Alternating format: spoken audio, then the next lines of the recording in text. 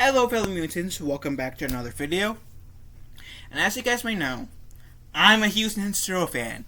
If you guys couldn't tell by my shirt, I literally have my channel be a punch of the Ninja Turtles, and with all the Ninja Turtles content I've been pushing out as of late, I don't know what to tell you. I got into the Ninja Turtles at a pretty early age, and I never looked back. And as you guys already know, there was a live-action trilogy that came out in the 90s. And April O'Neil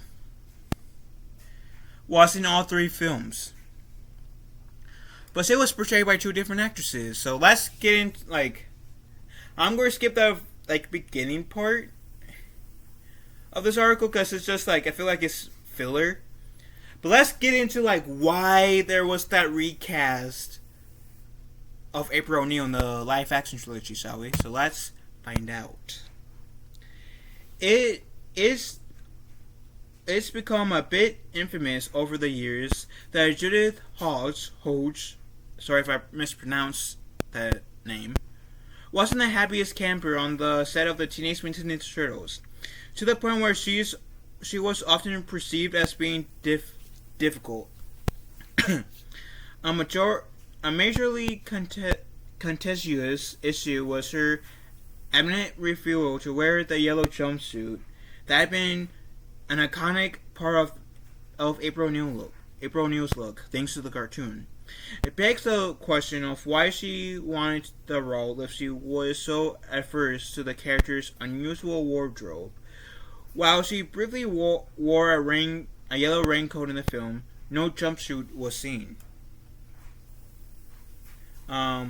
Additionally, Hodge apparently loved to complain on set, including about the 6 days per week work schedule and the amount of violence depicted in the film. Oh, so he was one of those people! Okay, because I do remember hearing the reason why,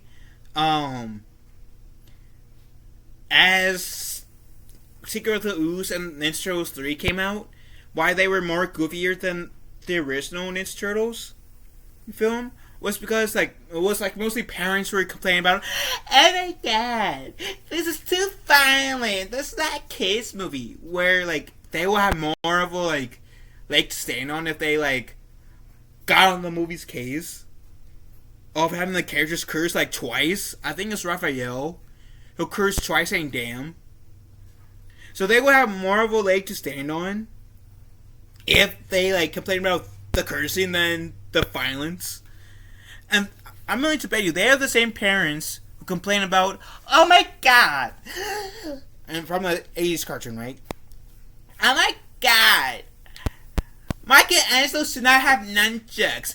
That's too dangerous. OMG. When Raphael has size that use it in real life, can kill people, poke someone's eyes out. Leonardo has katanas, where same as Raphael's, can poke people's eyes out, kill people, seriously injure them, way more than a nunchuck can. I feel like.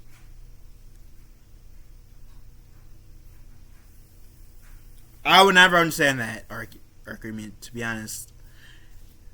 Anyways, in terms of why they made a huge fuss of Michelangelo's nunchucks,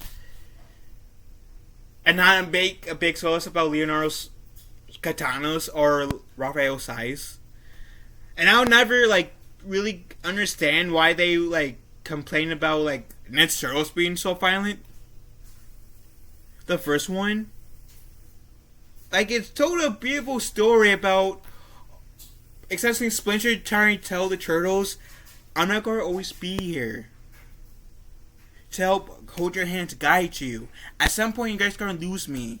And then essentially having that, what Splinter was trying to tell the Turtles, play out.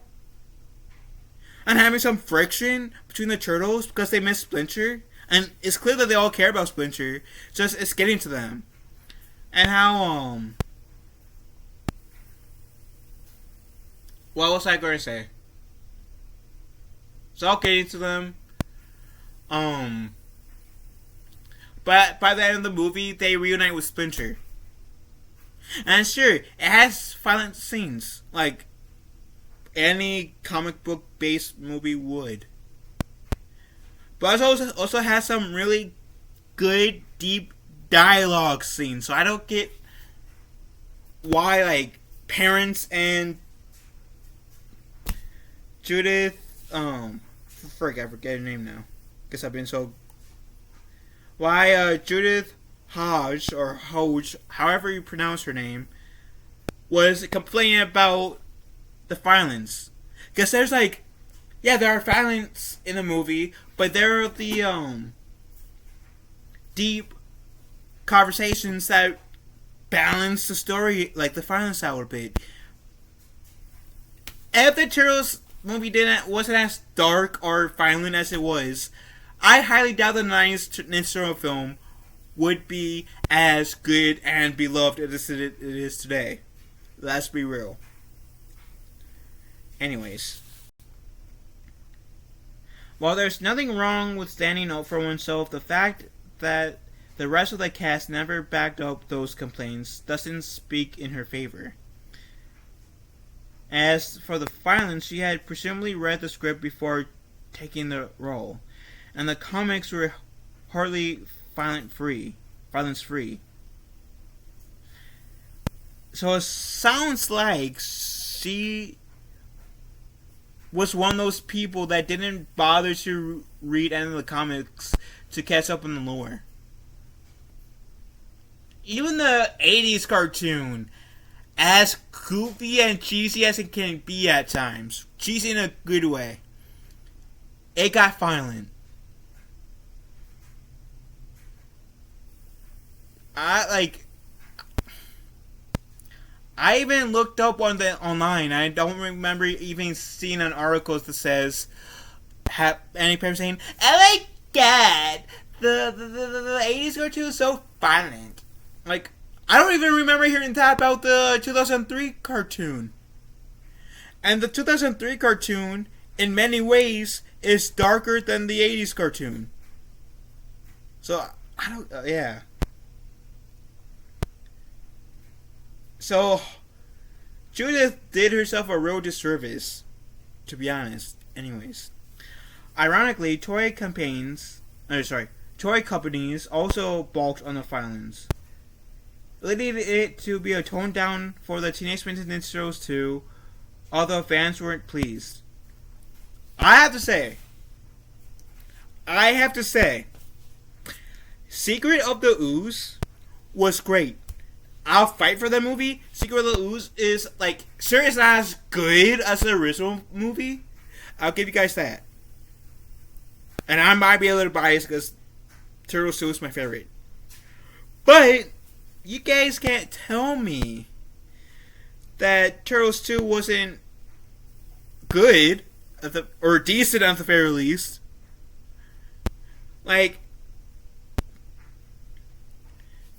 yeah, it might be a tad bit goofier than or lighthearted or whatever than the original Ninja Turtle movie was, but still had action, pretty good story, some pretty good dialogues in there. I will die on the hill saying Ninja Turtles 2 was extremely good. The first one was phenomenal, second one was extremely good, third one was okay compared to the other two.